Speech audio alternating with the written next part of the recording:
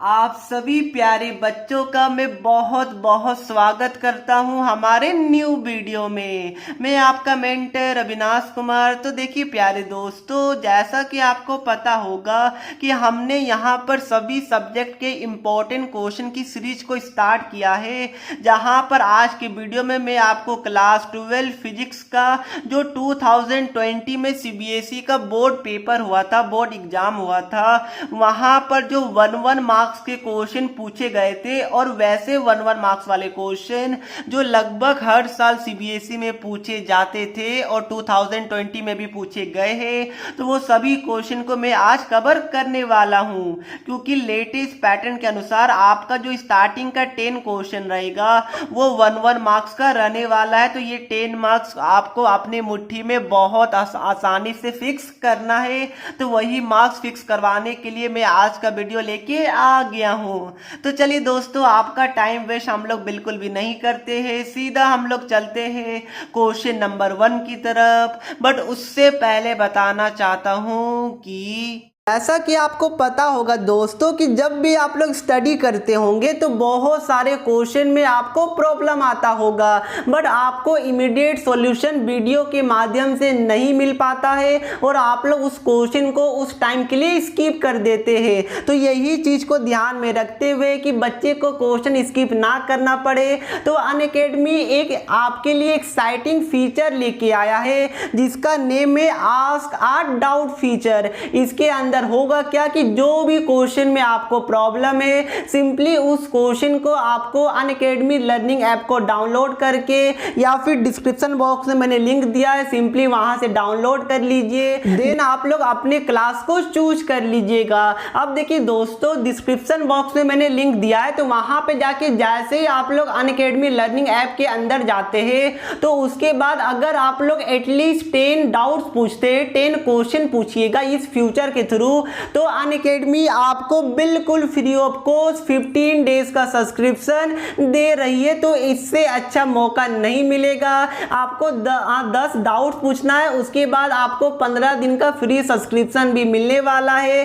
तो जाइए, ये मौका आप लोग बिल्कुल भी नहीं गवाइए। तो इसका लिंक मैंने आपको डिस्क्रिप्शन बॉक्स में दे दिया है। अब देखिए दोस्तों, ये हमारे लिए फर्स्ट क्वेश्चन है और आपको जैसा कि पता होगा कि हम लोग सभी क्वेश्चन से पहले आपको उस क्वेश्चन से रिलेटेड जो भी कॉन्सेप्ट यूज होने वाला वो मैं आपको बताता हूं। तो यहां पर क्या बोला गया कि in Bohr model of hydrogen atom the total energy of the electron in any discrete orbit is proportional to. ठीक है, अब देखिए सबसे पहले मैं आपको कॉन्सेप्ट बता देता हूं, उसके बाद हम लोग ये वाला क्वेश्चन को तो चुटकी बजाते हुए ही सॉल्व कर देंगे।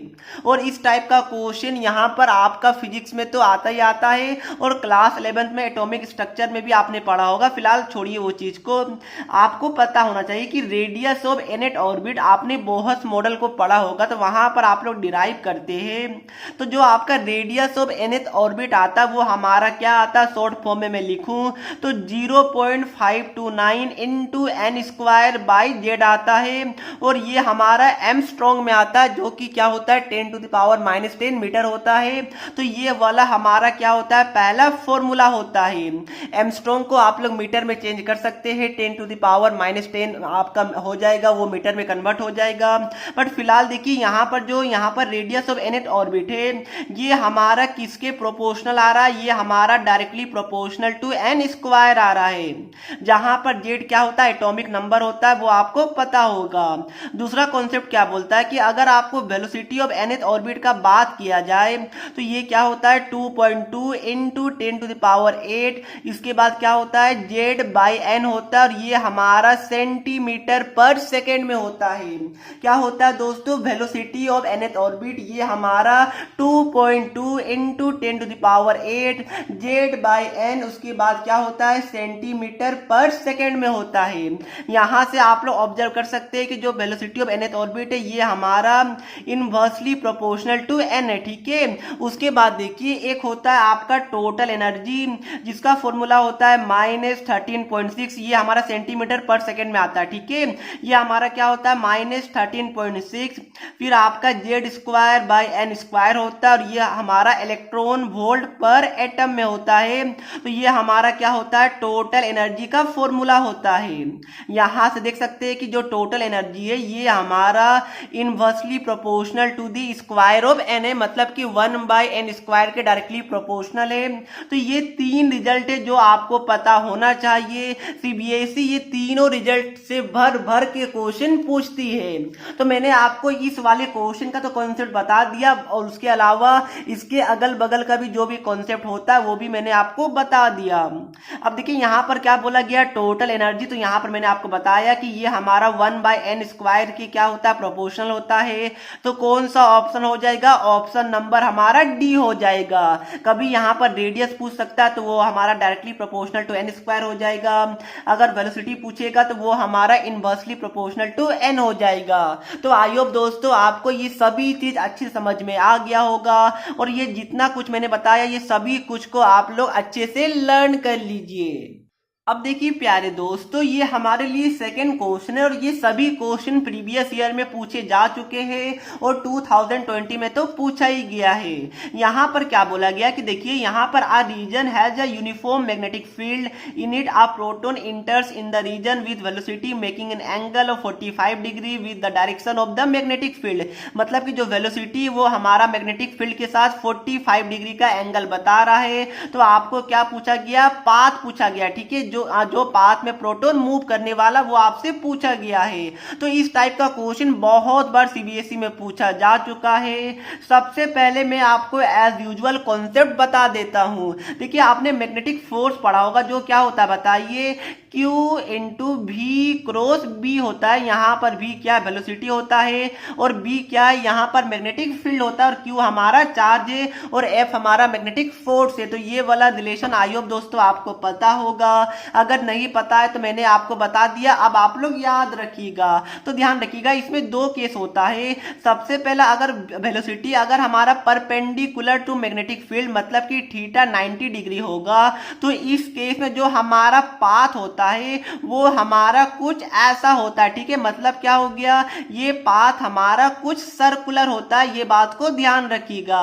तो मैंने क्या बोला कि यहाँ पर मैग्नेटिक फोर्स का जो फॉर्मूला होता है वो क्या होता है, Q फिर V क्रॉस B होता है। अगर दोनों के बीच में यहाँ पर वेलोसिटी और मैग्नेटिक फील्ड के बीच में अगर एंगल 90 डिग्री है तो उस केस में पाथ क्या हो जाएगा बताइए, उस केस में जो पाथ है ये हमारा सर्कुलर हो जाएगा। तो ये बात को आप लोग ध्यान में रखिएगा दोस्तों, काफी ज्यादा इंपॉर्टेंट है। दूसरा क्या होगा, और यहाँ से यही दोनों से क्वेश्चन आपके एग्जाम में पूछे जाते हैं। दूसरा ध्यान रखिएगा, अगर वेलोसिटी और अगर यहाँ पर मैग्नेटिक फील्ड के बीच में अगर जो एंगल है मतलब कि जो थीटा है वो कुछ भी हो, मतलब कि थीटा को हम लोग मान लेते हैं, कुछ भी थीटा ही मान लेते हैं, तो कुछ भी हमारा एंगल हो 45 डिग्री हो 30 डिग्री हो, कुछ भी आपका एंगल हो वेलोसिटी एंड आपका मैग्नेटिक फील्ड के बीच में अगर एंगल थीटा हो 90 डिग्री ना हो, तो उस केस में ध्यान रखिएगा, मैं आपको बना के बताता हूं। देखिए ये हमारा क्या है, बी है, ये हमारा क्या है, यहाँ पर वेलोसिटी है, ठीक है। तो जो हमारा अगर हमारा थीटा रहेगा दोनों के बीच में एंगल, तो जो हमारा शेप होता है वो हमारा कैसा होगा, कुछ ऐसा होता है, ठीक है। और ये वाले शेप को क्या बोलते हैं, हेलिक्स, ठीक है। क्या बोलते हैं, मैं वापस रिपीट करूंगा और लिख देता हूं कि हेलिक्स शेप बोलते हैं, हेलिक्स पाथ बोलते हैं। तो आपको क्या याद रखना है कि वेलोसिटी और अगर मैग्नेटिक फील्ड के बीच में अगर थीटा 90 डिग्री होगा तो हमारा जो पाथ होगा वो सर्कुलर होगा। अगर यहाँ पर कोई भी एंगल होगा थीटा होगा तो उस केस में जो हमारा पाथ होता है वो क्या होता है, हेलिक्स होता है। ये बात को ध्यान में रखिएगा। अब देखिए दोस्तों यहाँ पर क्या बोला गया कि जो थीटा है वो 45 डिग्री है, तो क्या स्ट्रेट लाइन होगा, जी बिल्कुल नहीं। क्या सर्कल होगा, स्पाइरल होगा, बिल्कुल नहीं। तो क्या होगा, हेलिक्स होगा। कैसे होगा, मैंने आपको अभी अच्छे से कॉन्सेप्ट बताया है। तो आई होप दोस्तों आप लोग ये कॉन्सेप्ट को बिल्कुल अच्छे तरीके से नोट डाउन कर रहे होंगे। और हाँ, एक बात ध्यान रखिएगा कि जो थीटा, ये थीटा में इस एंगल को बोला जाता है, और जो 90 डिग्री यहाँ पर देख सकते हैं ये हमारा 90 है, तो ये आपको पता होना चाहिए। अब देखिए दोस्तों, थर्ड वाला क्वेश्चन हमारे लिए एक बिल्कुल हलवा वाला क्वेश्चन है कि the electric flux emerging out from the 1 coulomb charge is, तो आपको पता होगा गॉस लॉ क्या होता है बताइए, Q by epsilon not, Q की जगह 1 कूलम है तो 1 बाई एप्सिलॉन नॉट, ये हमारा क्या हो जाएगा, ऑप्शन नंबर ए हो जाएगा। हलवा क्वेश्चन है बट सीबीएसई में पूछा गया है। अब देखिए दोस्तों, ये वाला हमारा बहुत ज्यादा इंपॉर्टेंट क्वेश्चन है, तो वीडियो को एक बार क्या करना है, आपको पॉज करना है, खुद से जो भी आपको पता है वो सभी कॉन्सेप्ट आप लोग लगाइए और ये वाले क्वेश्चन का आंसर को ढूंढने का ट्राई कीजिए। तो आई होप दोस्तों आपने ट्राई कर लिया होगा। अब देखिए, ये वाला क्वेश्चन मैंने बहुत बार बताया है कि जो आपका यहाँ पर क्या बोला गया है कि मीटर स्क्वायर पर सेकेंड पर वोल्ट पर second is the SI unit of what. ठीक है, तो मैंने ये वाला बहुत बार आपको बताया है कि ये किसका एसआई यूनिट होता है बताइए। तो क्या आपको कुछ याद आ रहा है? आपको याद आना चाहिए, अगर याद नहीं आ रहा है तो। अब देखिए प्यारे दोस्तों, इसमें क्या बोला गया है कि मीटर स्क्वायर पर वोल्ट पर second is the SI unit of which of the flowing. अब देखिए ड्रिफ्ट वेलोसिटी क्या होता है, ये एक वेलोसिटी है, मतलब इसका यूनिट भी सेम एस वेलोसिटी होगा मीटर पर सेकेंड, तो ये तो हमारा नहीं होने वाला है। रेजिस्टिविटी क्या होता है, ओम, ये भी नहीं होगा। पोटेंशियल ग्रेडियंट आपने पढ़ा होगा क्या होता है, E is equal to minus dB by dr होता है, ये हमारा पोटेंशियल ग्रेडियंट। तो आपको यहाँ से भी आप लोग यूनिट निकाल के देख सकते हैं, बट जो ये वाला का जो सही ऑप्शन होने वाला है वो क्या होगा, मोबिलिटी होगा। मोबिलिटी को हम लोग म्यू से डिनोट करते हैं, फॉर्मूला क्या होता है, drift velocity by electric field होता है। ध्यान रखिएगा, ये मैंने आपको बहुत सारे वीडियो में, करंट इलेक्ट्रिसिटी वाले वीडियो में आपको बताया था कि जो मोबिलिटी का यूनिट होता है, एसआई यूनिट, वो हमारा होता है मीटर स्क्वायर पर वोल्ट पर सेकेंड। तो इसका हमारा ऑप्शन क्या हो जाएगा, बी, मोबिलिटी हो जाएगा। तो आई होप दोस्तों आपको ये वाला क्वेश्चन भी समझ में आ गया होगा। अब देखिए प्यारे दोस्तों, ये हमारे लिए क्वेश्चन नंबर 5 है। यहाँ पर क्या बोला गया कि what is the value of power factor of a series LCR circuit at resonance. ठीक है, तो सबसे पहले मैं आपको यहाँ पर कॉन्सेप्ट बता देता हूँ और ध्यान रखिएगा। अगर कोई बच्चे सोच रहे होंगे कि सर आपका जो इंक है वो इतना कम हमें क्यों दिख रहा है, तो मैं आपको बता दूं कि मेरा प्रिंटर का इंक खत्म हो गया है, मतलब ना के बराबर बचा हुआ है। तो मैंने ऑर्डर किया बट वो गलत इंक आ गया है, तो मैं उसको वापस से दूसरा ऑर्डर करना पड़ेगा। तो प्लीज आप लोग 1-2 दिन और वेट कर लीजिए और इसी से काम चला लीजिएगा। फिलहाल देखिए यहाँ पर पावर फैक्टर क्या होता है, आपने एसी वाले चैप्टर में पढ़ा होगा। पावर फैक्टर को हम लोग कोस से डिनोट करते हैं, कोस फाई से, और ये क्या होता है, आर बाई जेड होता है, जहां पर जेड क्या होता है, इम्पीडेंस, इम्पीडेंस क्या होता है, effective resistance of this circuit होता है। ठीक है, इतना इंफॉर्मेशन आपके लिए काफी होगा। आर हमारा क्या होता है, आपका आर रेजिस्टेंस होता है। अब देखिए यहाँ पर क्या बोला गया, एलसीआर सर्किट, मतलब क्या हो गया, एलसीआर सर्किट के लिए जो इम्पीडेंस का फॉर्मूला होता है वो हमारा होता है R square plus X L minus X C का होल स्क्वायर, और ये अंडर रूट में होता है। ठीक है प्यारे दोस्तों, अब यहाँ पर क्या बोला जा रहा है, रेजोनेंस बोला जा रहा है। तो रेजोनेंस का कंडीशन क्या होता है कि X L is equal to X C होता है, तो ये दोनों आपस में इक्वल है, सब्ट्रैक्ट हो रहे, तो ये हमारा क्या हो जाएगा, 0 हो जाएगा। तो यहां से जेड क्या आ गया, under root of R square, जो कि हमारा आर आ गया। तो क्या हो गया, यहां पर जेड की जगह आप लोग आर पुट कीजिए, तो ये हमारा 1 आ जाएगा। तो पावर फैक्टर क्या आ जाएगा, हमारा 1 आ जाएगा। ठीक है प्यारे दोस्तों, पावर फैक्टर कोस 5 होता है, ना कि 5। बच्चे क्या करते हैं, 5 इज इक्वल टू 0 लिख देते हैं, ऐसा नहीं करना है। ये पूरा कोस 5 को ही पावर फैक्टर बोला जाता है। तो आई होप दोस्तों ये वाला क्वेश्चन आपको समझ में आ गया होगा। अब देखिए नेक्स्ट वाला क्वेश्चन क्या बोला जा रहा है, यंग डबल स्लिट एक्सपेरिमेंट का बात किया जा रहा है, और यहाँ पर क्या बोला जा रहा है, देखिए यहाँ पर फ्रीइंग व्हीट का बात किया जा रहा है। तो सबसे पहले मैं आपको कॉन्सेप्ट बता देता हूँ ये वाले क्वेश्चन का, क्योंकि कॉन्सेप्ट इज द की, ये आपको पता होगा। कॉन्सेप्ट क्या बोलता है कि आपने वेब ऑप्टिक्स में पढ़ा होगा, फ्रीइंग व्हीट। ठीक है, फॉर्मूला क्या होता है, lambda capital D by small D, जहां पर कैपिटल डी क्या है, distance between slit and screen, and small D क्या है, distance distance between two slits होता है, ठीक है, ये आपको पता होना चाहिए। अब देखिए दोस्तों, यहाँ से आप देख पा रहे होंगे जो हमारा बीटा मतलब कि फ्रिंग विड्थ है, इसको हम लोग फ्रिंग विड्थ को बीटा से डिनोट किया जाता है, तो बीटा क्या हो गया, यहाँ से डायरेक्टली प्रोपोर्शनल टू लैम्डा हो गया।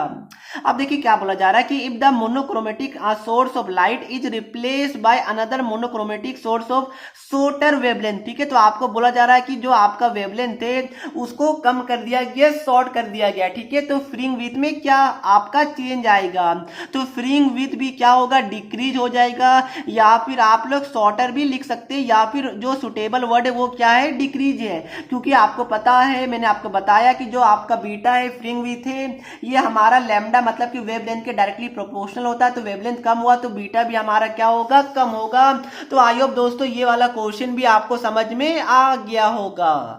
अब देखिए प्यारे दोस्तों, 7th वाले क्वेश्चन में क्या बोला गया है कि electric flux through a spherical surface shown in the figure, और ये वाला क्वेश्चन भी सीबीएसई में बहुत बार आ चुका है। कितना सिंपल क्वेश्चन है बताइए, यहाँ पर गो स्लो लगाइए, flux is equal to Q inside by epsilon naught. ये स्फीयर के अंदर कौन कौन सा चार्ज है, एक हमारा Q1 एक Q2 है, विथ साइन रखिएगा, तो Q2 माइनस Q1 हो गया, और बाय एप्सिलॉन नोट ये हमारा आंसर हो जाएगा। Q3 से हमें मतलब है नहीं, स्फीयर के बाहर है, क्योंकि ये इनसाइड आता है, इसलिए हम लोग इसको कंसिडर नहीं करते हैं। और ध्यान रखिए दोस्तों, एक चीज मैं आपको और बता दूं कि फ्लक्स का फॉर्मूला क्या होता है, बताइए आपका, यहाँ पर integration of E dot D S होता है, और ये हमारा क्यू बाय एप्सिलॉन नोट के इक्वल होता है। बट यहाँ पर जो क्यू है ये बस इनसाइड वाला चार्ज के कारण ही होता है, बट जो यहाँ पर इलेक्ट्रिक फील्ड है ये सभी चार्ज के कारण होगा, ठीक है, ये बात को ध्यान रखिएगा।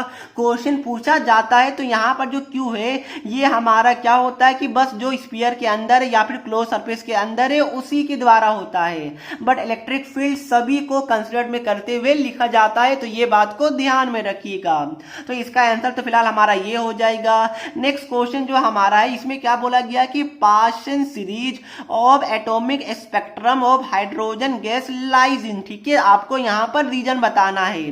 अब देखिए दोस्तों, यहाँ पर मैंने आपको बताया नहीं है, बट आज बता देता हूँ। सबसे पहले देखिए, आपके सिलेबस में टोटल 5 सीरीज है, यहाँ पर मैंने आपके लिए पिक्चर भी रखा है। एक आपका लीमन सीरीज होता है, एक बाल्मर, एक पास्टन, एक ब्रैकेट, और लास्ट क्या होता है, पीफन होता है, ठीक है। उसके आगे भी n = 6 के लिए होता है, बट आपके सिलेबस में n = 5 के लिए और 5 तक ही पूछा जाएगा। तो यहाँ पर ध्यान रखिएगा, जो लीमन सीरीज होता है वो हमारा क्या होता है, वो हमारा यूवी रीजन में लाई करता है। जो हमारा बाल्मर सीरीज होता है वो हमारा कहाँ लाई करता है बताइए, ये हमारा विजिबल रीजन में लाई करता है। उसके बाद जो आपका आगे का पार्शन हो गया, यहाँ पर ब्रैकेट हो गया, पीफन हो गया, तो वो जो हमारा आगे का होता है ये सभी हमारा इंफ्रारेज के रीजन में लाई करता है। तो यहाँ पर पार्शन सीरीज क्या हो जाएगा, हमारा इंफ्रा रीजन, ये वाला ऑप्शन नंबर ए हो जाएगा, ये हमारा करेक्ट आंसर होने वाला, ठीक है प्यारे दोस्तों। तो यहाँ पर मैं आपको उस क्वेश्चन से रिलेटेड जितना भी अगल बगल का कॉन्सेप्ट होता है वो मैं आपको समझा देता हूं। तो आई होप दोस्तों आपको समझ में आया होगा, और इसके बाद आप लोग इस टाइप के क्वेश्चन को आसानी से सॉल्व कर सकते हैं। अब देखिए, एक आपके लिए होमवर्क क्वेश्चन है, इसमें क्या बोला गया है कि what is the value of impedance, मतलब क्या हो गया, जेड हो गया, of a resonant series LCR circuit, ठीक है, रेजोनेंस का कंडीशन है, और यहाँ पर एलसीआर सर्किट की बात की जा रही है। और यहाँ पर क्या बोला जा रहा है कि इम्पीडेंस का फॉर्मूला एलसीआर सर्किट के लिए रेजोनेंस के केस में क्या होगा। होमवर्क क्वेश्चन है, उससे पहले भी मैंने आपको इसका आंसर भी पिछले वाले क्वेश्चन में तो बता ही दिया था, बट ये आपके लिए होमवर्क क्वेश्चन है। प्लीज मुझे आंसर बताइएगा कि इम्पीडेंस इस वाले क्वेश्चन का क्या होने वाला है। तो चलिए दोस्तों, ये वीडियो को हम लोग यहीं पर समाप्त करते हैं। आई होप दोस्तों आपको वीडियो बिल्कुल अच्छी तरीके से समझ में आया होगा और आप लोगों ने एंजॉय भी किया होगा। तो अगर वीडियो अच्छी लगे तो प्लीज वीडियो को लाइक कर दीजिएगा, और चैनल पे नए आए तो सब्सक्राइब करना बिल्कुल भी नहीं भूलिएगा। तो मिलते हैं नेक्स्ट वीडियो में, तब तक के लिए पढ़ते रहिए। जय हिंद, जय भारत।